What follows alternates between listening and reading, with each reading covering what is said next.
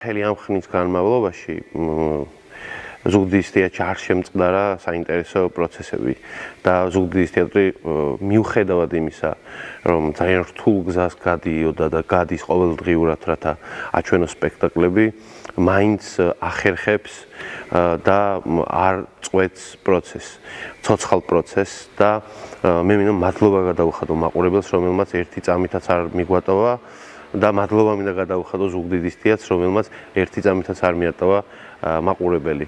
ეს არის ძალიან დიდი სიყვარულის გამოვლინება ორივე მხრიდან. ჩვენ კი ძალიან მალე აი აქ ამ სივრცეში ამ ადგილას შეგხვდებით ახალი პრემიერით.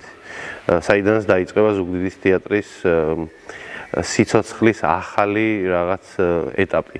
ათვლა იმ წამებისა, რომელიც მომავლის წამებია და ფიქრობ ეს იქნება ყველაზე საინტერესო გზა. გმადლობთ.